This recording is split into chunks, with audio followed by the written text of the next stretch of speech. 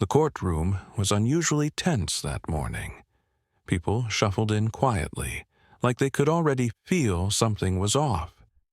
A few whispered to each other, glancing toward the front where a man in a crisp blue suit sat calmly. That was Deputy Director Marcus J. Rowe, the second highest-ranking official in the FBI and one of the most respected black men in federal law enforcement. Across the aisle, sitting at the defendant's table with an ego too big for the room, was Officer Brett Harlan, tall, crew-cut, and cold-eyed. Everyone in town knew who he was, not because he was a hero, not because he ever helped anyone, but because for years he'd walked the line between law and hate and got away with it. Until now. This wasn't just another courtroom drama. This was federal oversight versus hometown corruption. The kind of case that didn't just test the law, it tested who the law was really for. Officer Harlan had been accused of racial profiling, excessive force, and falsifying reports against black and Latino suspects. And now, thanks to months of investigation, the FBI had finally stepped in. Marcus Rowe was here in person to testify against him. As the judge entered, the room stood still. Then, things started moving, questioning, evidence being read aloud, body cam footage playing. It was ugly. A pattern of abuse, cold efficiency, and worst of all, no remorse. Harlan didn't flinch once. Then came Rowe's testimony, calm, direct, powerful. He didn't need to shout. His words hit like a hammer every time he spoke. He told the court how Harlan had dodged accountability for years because of weak internal investigations and silent supervisors. He mentioned victims, names, faces, pain, real people, not just suspects. Harlan sat, arms crossed, jaw clenched, but eyes full of venom. And that's when it happened. As Rowe turned to leave the stand, Harlan muttered loud enough for everyone to hear, "You people love putting on a show. Typical." Silence dropped like a bomb. The judge froze. Rowe turned slowly, staring at him without a word. No anger, no panic. Just that quiet, powerful stillness of a man who's heard this 1,000 times and still knows how to make it hurt back. Then the prosecutor stood. "Your Honor," she said, "I'm requesting immediate contempt charges." That statement was not only inappropriate, it was racially charged, deliberate, and hostile toward a federal official. The judge nodded, tight-lipped. But it was Rowe who spoke next. "Let the record show," he said calmly, "that Officer Harlan just confirmed exactly what we came here to prove. His prejudice isn't just in his patrol reports. It's in his blood." People in the back gasped. One woman put a hand over her mouth. Reporters started scribbling like mad. The judge looked at the bailiff. "Take him into custody, now!" And for the first time in his life, Officer Brett Harlan wasn't giving orders. He was in cuffs, and the people? They finally saw what real justice looked like. Not loud, not violent, just undeniable. As the courtroom emptied, Marcus Rowe didn't smile. He didn't celebrate. He just walked out like a man who had fought this war his whole life, and finally won a battle the world couldn't ignore.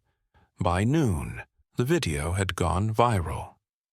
Someone in the gallery had filmed the exact moment Officer Harlan muttered those words, the stunned silence, the swift arrest, and Deputy Director Rowe's quiet, devastating response. It wasn't just a courtroom moment anymore. It was national news.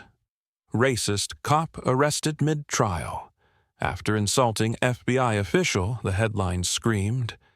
Cable news ran it on repeat. Social media lit up like wildfire. People were dissecting every second of that clip. Some called it the most satisfying courtroom justice ever caught on camera. Others, mostly from the far-right corners, tried to twist it, saying Harlan was ambushed, set up, or just speaking his mind. But most people weren't buying that. Because deep down, everyone knew someone like Brett Harlan, someone who hid behind a badge, behind power, behind years of unchecked authority, while targeting people who looked a certain way. And now, that man was in a cold, holding cell, his world unraveling hour by hour. Back in his small hometown of Pine Hollow, reactions were split. The town had always looked the other way when it came to Harlan. He was a good old boy, as the sheriff once put it, a local, a guy who kept order in the poor, mostly black and brown parts of town. He never faced consequences because he was the consequence. But today, that illusion shattered. The town's black residents, who had lived under his intimidation for years, gathered at the community center. Some cried, some hugged, others just sat in stunned silence. They weren't celebrating, they were finally breathing. An older man named Clarence Monroe, who'd been arrested by Harlan 3 times without cause, stood up and spoke. "I thought I'd die before I saw that man in cuffs. He used to look at me like I was dirt, like I didn't belong here. Today, he found out who really doesn't belong." But not everyone was happy. Outside the police station, a small crowd gathered, mostly Harlan's supporters. Off-duty officers, some town officials, a few angry locals holding signs. "Support our police," "Witch hunt," "Political attack." The line had been drawn. Inside the FBI's regional office, Deputy Director Rowe was reviewing files. Harlan's arrest opened a bigger door, one that revealed a whole system of silence and protection. He wasn't just one bad cop. He was a symptom of a disease that had festered in Pine Hollow for decades. Rowe's team had already found falsified reports, ghost complaints, and body cam footage that mysteriously vanished. It wasn't just about Harlan anymore. It was about everyone who helped him, protected him, covered for him, and Rowe was ready to dig. Meanwhile, in his cell, Harlan sat staring at the wall. His face was pale now. Not angry, just confused. He couldn't understand how this happened. He'd said worse things before, done worse things, and people had always looked the other way. Hell, some had even clapped him on the back for it. But now, the badge meant nothing. The courtroom wasn't his arena anymore, and the world was watching, and this time it was watching him fall. That night, the walls started to close in. The FBI set up a temporary field office in Pine Hollow, and locals couldn't ignore it anymore. Every morning brought new headlines, and every headline brought more panic inside the police department.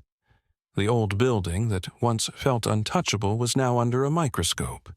It started small, an anonymous tip.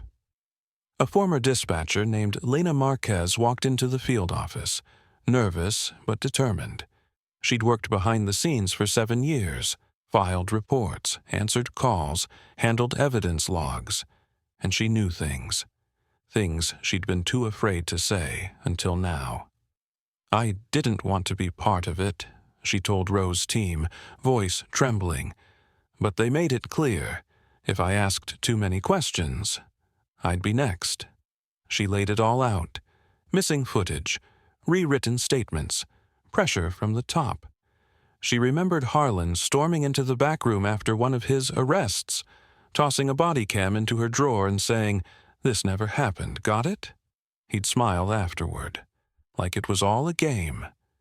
But it wasn't just him.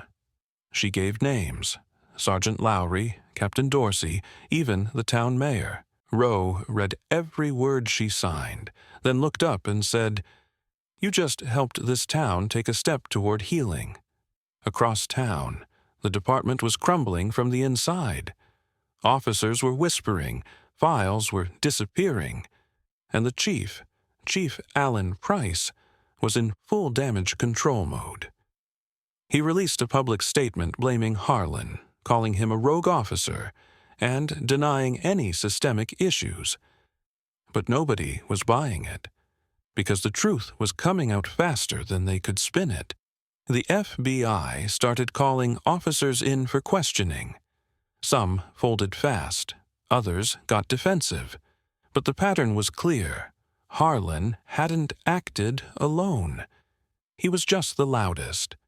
One officer admitted to watching Harlan slam a teen against a wall for talking back. Another confessed they'd been ordered to patrol the West Side harder. Everyone knew what that meant. Poor neighborhoods, black neighborhoods, and in a town like Pine Hollow, that meant profiling entire families. Back in his cell, Harlan refused to speak. His lawyer kept trying to coach him, told him to apologize, blame stress, PTSD, anything. But Harlan wasn't sorry. He still believed he'd walk free. "He's not scared," one guard whispered. "He's angry, like the world betrayed him for doing what it trained him to do." Meanwhile, Roe got a late-night call from Washington. More media attention, more pressure. A top senator wanted answers. Civil rights groups were organizing rallies. Victims were coming forward from years ago. The case had turned from a courtroom incident into a national scandal. And Roe, he wasn't backing down. He called a meeting with his team that night, pinned a map of Pine Hollow on the wall, and said, "This doesn't stop at one man. We're going to rip the roots out, all of them." Because Harlan's fall wasn't the end. It was the beginning. It was the name that nobody expected. Cameron Harlan, Brett Harlan's only son. 24 years old, clean record, stayed out of the spotlight his whole life. Most people in Pine Hollow didn't even know what he looked like. While his father strutted through town in a uniform full of hate, Cameron kept his head down, studying computers and dreaming of leaving. And now, he was walking into the FBI field office on his own. He didn't ask for a lawyer, didn't ask for privacy. He just said, "I've got something to say about my father." Roe raised an eyebrow. "You sure about this?" Cameron nodded, his voice tight but steady. "He's not the man people think he is. Or maybe he is, and that's the whole problem." He sat down and began to talk about the things he saw growing up, how his father would rant at the dinner table about those people taking over the town, how every disagreement turned into a shouting match, how he once saw Brett hold a gun to a teenager's head during a traffic stop for a broken taillight. Cameron said he was 12 when that happened. "He didn't know I was in the car. I'd left my backpack in the back seat. When I climbed in, he was mid-traffic stop. I ducked down and watched. I saw him smile while the kid cried." Roe leaned forward. "You ever tell anyone?" "No one would have believed me. They still won't. But maybe now they'll have to." He handed over a USB drive. "There's recordings. I started saving things when I got older. Audio from phone calls, even some camera footage I pulled from his dash cam before he wiped it." Roe looked at him like he was staring at a torch in the middle of a blackout. "You just blew this case wide open," he said. Word spread fast that someone close to Harlan had turned. The department tried to downplay it, calling Cameron a confused young man who had issues with his father. But the recordings didn't lie. They painted a brutal picture: racial slurs, cover-up orders, even Harlan bragging about teaching lessons to kids who got too bold. And then came the 2009 cold case. A black teenager named Malik Thornton, just 17, found dead in the woods outside town. Official report called it an overdose, but Malik's family never bought it. They always believed he'd been targeted, But with no evidence, the case went nowhere. Until Cameron spoke up. He said he remembered that night. He remembered his father coming home with blood on his shirt and smelling like liquor. He remembered the way Brett threw the clothes in a garbage bag and made him take it out, warning, "Don't say a word. You didn't see anything." That cold case was reopened within hours. Malik's mother, now older but never broken, cried in front of cameras and whispered, "God don't sleep." And Pine Hollow? It wasn't sleeping either. Protests began outside City Hall. Young people marched with signs saying, "Justice for Malik," "Dismantle the Shield," and "He wasn't just one bad cop." For the first time in decades, the town was facing its truth, raw, ugly, and bleeding through every crack in its smiling, quiet facade. Inside his holding cell, Harlan finally broke. He screamed at the guards, demanded to speak to his son. When they told him Cameron had testified, he punched the wall until his knuckles split open. "He's a liar," he shouted. "He's not my blood." But the world didn't care, because every lie he'd buried was now clawing its way to the surface. And it wasn't just going to destroy him. It was going to bury him. The threats came quickly. At first, it was just nasty messages. Fake profiles flooding Cameron's social media with insults, calling him a traitor, a liar, a race-baiting punk. But within days, it turned into something darker. A bullet casing in his mailbox. His car tires slashed in front of his apartment. A handwritten note left under his door, "Snitches get stitches." Or worse. The FBI immediately moved him into protective housing. Deputy Director Rowe wasn't surprised. "This is what happens when someone cracks the armor," he told his team. "They think fear will save the rot, but all it does is show us how scared they really are." Rowe put 2 agents on Cameron full-time. One of them was a tall, no-nonsense black woman named Agent Nadine Wells. She took one look at Cameron, bruised from stress and shaking from paranoia, and said, "You're not dying for your father's sins, you're surviving them." Meanwhile, the town was boiling. The media was everywhere now. Trucks, cameras, satellite dishes. Protesters clashed with Harlan's supporters daily. Tensions outside the courthouse turned violent when someone threw a rock through a squad car window, and another person screamed, "You protected him for years. You all got blood on your hands." Pine Hollow was no longer a quiet town. It was a pressure cooker, and the lid had blown clean off. Inside the department, more officers were getting nervous. 2 of them had already flipped, offering information in exchange for lighter charges. They named names, showed text messages, even admitted they were ordered to target low-threat areas, a coded phrase everyone knew meant black neighborhoods. Rowe's team made their move.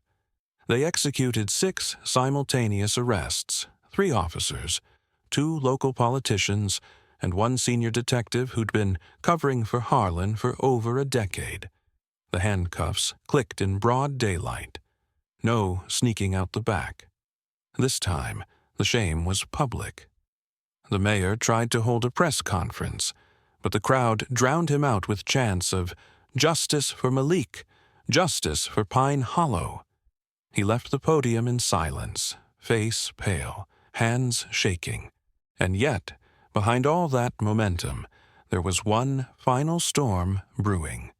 A contractor, a former private investigator once hired by the Harlan family to handle sensitive matters, had taken a payment just days before Cameron went public. The timing was suspicious, the money trail even more so. And then came the footage. Security cam from a neighboring apartment. Grainy, but clear enough to see a shadowy figure near Cameron's car the night the tires were slashed. FBI enhanced the video, tracked the license plate. The man had ties to a retired detective who used to run internal affairs. And that detective? He used to drink with Brett Harlan every Thursday at a dive bar called the Rusty Flag. The FBI moved fast. Attempted witness intimidation. Conspiracy to obstruct justice. The net was closing tight, not just around Harlan, but the entire backroom network that had kept his crimes hidden for years. And Cameron? He walked into the courtroom a week later, wearing a plain shirt, no security detail visible, but they were there, watching. The judge asked him to raise his right hand, swear the oath. He looked straight at Harlan, sitting at the defense table. For the first time, the once fearless officer looked small, fidgety, almost human. Cameron's voice didn't shake. I saw what he did, and I stayed silent too long. I'm not here to destroy my father. I'm here because people deserve to know who he really was. A hush fell over the room. The truth, spoken clearly, finally echoed louder than any badge ever could. The courtroom was full. Press badges flashed like paparazzi. Locals packed the gallery seats early, whispering, heads turning every time a new witness entered. The air was thick, like the town itself was holding its breath. Deputy Director Rowe sat in the front row, silent, watching everything. Calm, sharp-eyed, waiting for the moment Harlan's lies would finally snap under pressure. Cameron's testimony had shaken the room, but now came the real test. Cross-examination. Harlan's defense attorney, Dane McCullough, was slick. Expensive suit, deep voice, that practiced smirk. He walked up to the stand like he was about to tear a page from a weak novel. You say your father was abusive, racist, violent. But you lived under his roof for 18 years and didn't speak up until now. Convenient, isn't it? Cameron didn't flinch. I was scared. Scared? McCullough raised an eyebrow. Or just angry he didn't support your lifestyle. You've been on anxiety meds, right? A history of panic attacks. Can we even trust your memory? Rowe clenched his jaw. He'd seen this playbook before. Discredit the witness. Undermine emotion with doubt. Classic defense tactic, especially when the truth cuts too deep. Cameron looked straight ahead. You can say what you want about me. I'm not the one who killed a kid in 2009 and lied about it. That one line flipped the courtroom. Gasps, murmurs. The judge banged the gavel for order, but the words had already landed like a punch. The prosecution stood up moments later with the big blow. The body cam footage that had been deleted, but not entirely. Thanks to forensic tech from the FBI, fragments had been recovered from one of the department's corrupted servers. Grainy, but real. The video showed Harlan dragging a handcuffed teen, black, thin, terrified, into a wooded area behind a gas station. The timestamp matched the same night Malik Thornton went missing. The court went dead quiet. McCullough tried to object. Unverified, incomplete, misleading. But the judge allowed it. The jury can decide what they see. Rowe leaned in. He knew. Everyone in that room knew. This was the moment. Next came testimonies from former officers, men who'd served under Harlan, some who'd once called him friend. One of them, Officer Paul Torres, took the stand and choked up. I watched him beat a kid until he stopped moving. I helped him fake the report. I hated myself for it every day since. And why didn't you come forward? The prosecutor asked. Torres shook his head. Because in Pine Hollow, you don't cross the blue line. You don't call out your own. Not if you want to make it home at night. His voice cracked. I don't care about my pension or my reputation. I care about the truth. And the truth is, Brett Harlan isn't a cop. He's a predator with a badge. By the time the court adjourned for the day, people were in tears. Reporters scrambled to update stories. Protesters outside cheered as names were chanted. Malik, Lena, Torres, Cameron. Inside his cell, Harlan was unraveling. Rage turned into silence. He barely touched his food, refused to meet with his attorney. A man who once thought he controlled an entire town was now trapped by the very system he'd corrupted. And the jury, they were seeing it all. Every lie peeled back. Every mask shattered. Roe stood outside the courthouse that evening, hands in his pockets, looking out at the town that had finally started to wake up. "This isn't just about Harlan," he told a reporter nearby. "It's about the systems that let him exist, the silence that protected him, and the voices that are finally rising." The final days of trial were approaching. The last piece of evidence was still waiting, and when it dropped, it wouldn't just convict Harlan. It would expose how many others deserved to fall with him. The courthouse was under lockdown, not for safety, not for security, for silence. It was the final day of testimony, and everyone knew something heavy was coming. Whispers said the prosecution had one last witness. One no one had seen coming, not even the defense. The courtroom buzzed with unease. Deputy Director Marcus Rowe sat in the front, fingers laced, still as stone. He knew what was coming. She stepped into the courtroom wearing black. Not a suit, not heels, just a simple black dress and tired eyes that had seen too much. Her name was Clara Harlan, Brett Harlan's ex-wife. People turned in their seats. Some even gasped. She hadn't lived in Pine Hollow for over 10 years. After the divorce, she'd vanished. Rumors said she moved to Ohio. Some said she remarried. No one really knew, until now. The judge allowed her to testify under special circumstance, citing emotional and domestic history. The defense objected, denied, overruled. She sat down, took the oath, looked over at her ex-husband, and then she started talking. "He wasn't always like this," she began, voice shaking. "He got worse over time. After September 11th, after Ferguson, after Obama, he changed. Or maybe he just stopped hiding." Clara talked about how Brett would come home furious, ranting about black punks and thugs, how he'd celebrate rough arrests, laughing about broken noses and planted evidence like they were war trophies. She talked about Malik Thornton. "We had a fight that night. He came home drunk, shirt ripped. I asked what happened. He told me to shut up. Then he said, 'That little street rat won't be causing any more problems.'" The courtroom was silent. Nobody breathed. "And the next morning," she said, tears rising, "I saw him burning something in the backyard. It smelled like blood and bleach." She paused, then looked directly at Brett. "I was scared of you. I still am." Brett didn't react. No twitch, no blink, just dead eyes. Whatever fire had once lived in him was gone. Roe knew then. It was over. The final nail came in the form of a handwritten journal page, recovered from a safety deposit box Clara had kept since the divorce. It wasn't supposed to be found, but she'd saved it anyway. It was a letter Brett had written to himself, a rant, a confession.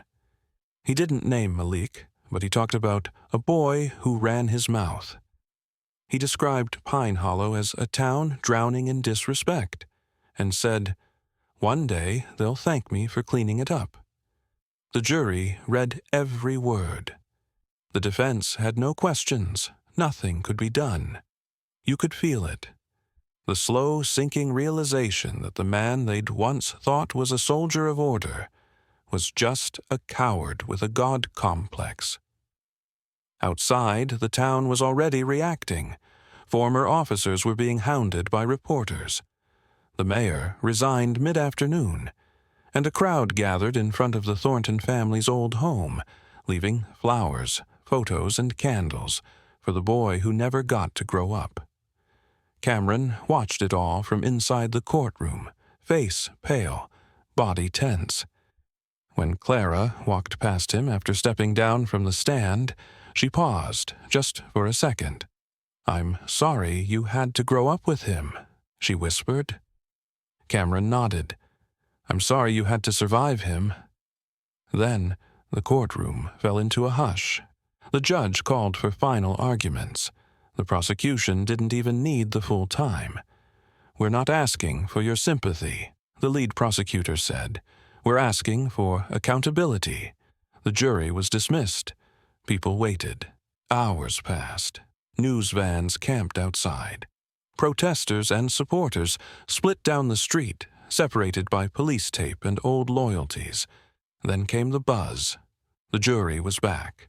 The entire courtroom stood as the verdict was read. The jury filed in like shadows, quiet, stone-faced, carrying the weight of every word, every image, every truth spilled across those long, agonizing days. Brett Harlan stood as instructed, shoulders squared like he still believed the uniform wasn't completely stripped from him. But his eyes, they were hollow.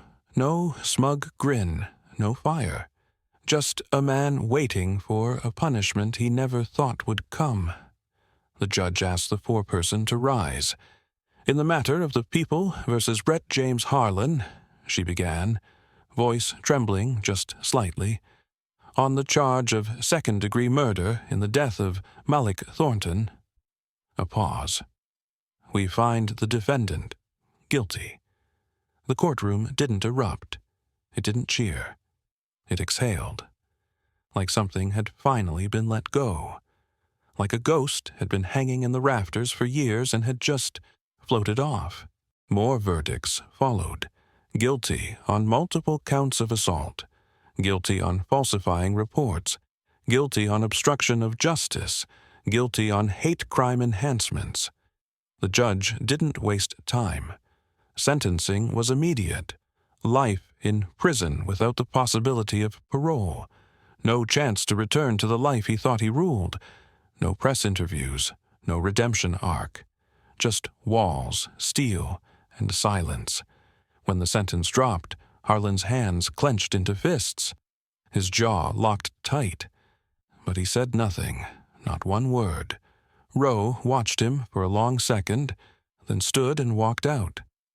No need to stay for the cameras, no need to gloat. The war wasn't over, but this battle had been fought and won. Outside, Pine Hollow felt different. Not healed, not whole, but different.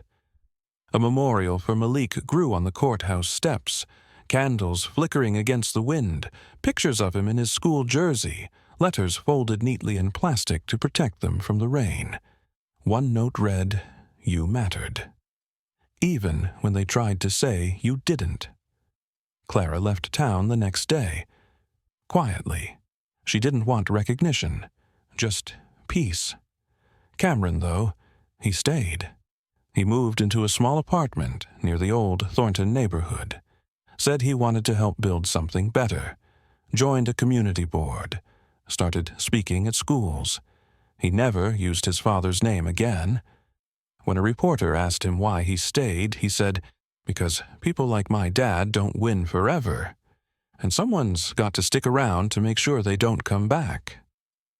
Roe returned to D.C., but Pine Hollow left a scar on him, too.